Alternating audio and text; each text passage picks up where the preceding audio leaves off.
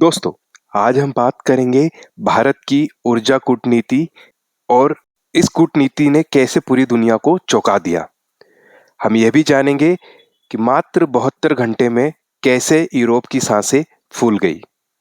भारत अब सिर्फ तेल खरीदने वाला देश नहीं है, बल्कि पूरी ऊर्जा राजनीति का सेंटर ऑफ ग्रेविटी बन चुका है। कहानी की शुरुआत होती है 3 दिन पहले, जब यूरोपियन यूनियन ने भारत की दूसरी सबसे बड़ी रिफाइनरी नायरा एनर्जी पर प्रतिबंध लगा दिया। यह प्रतिबंध कोई साधारण आर्थिक कदम नहीं था, बल्कि यह सीधा साधा भारत के खिलाफ आर्थिक युद्ध था।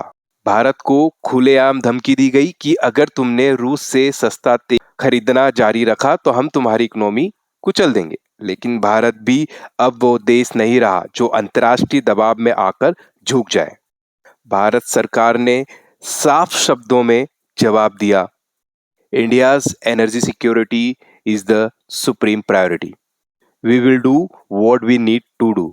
मतलब भारत वही करेगा जो 140 करोड़ जनता के हित में जरूरी है। यूरोप की दूसरी धमकी सामने आई। उन्होंने कहा कि अगर भारत रूसी तेलों को रिफाइन करके डीजल या पेट्रोल बनाकर यूरोप को भेजेगा तो हम उसे नहीं खरीदेंगे। यह एक तरह से भारत को दोहरी सजा देने की कोशिश थी। लेकिन भारत ने कोई भाषण नहीं दिया, कोई आरोप प्रत्यारोपण नहीं किया, बल्कि सीधा एक्शन लिया। 3 दिन के अंदर भारत ने यूरोप की तरफ जाने वाली सारी तेल सप्लाई रोक दी और फिर जो हुआ उसने यूरोप को हिला दिया।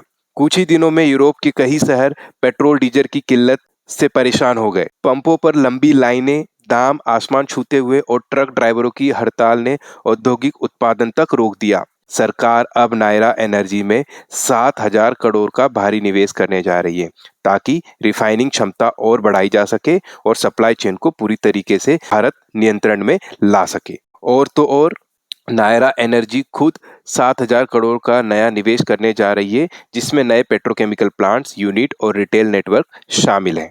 यानी पश्चिम ने जहां भारत की रीढ़ तोड़ने की कोशिश की, वही भारत ने उसे और मजबूत कर दिया।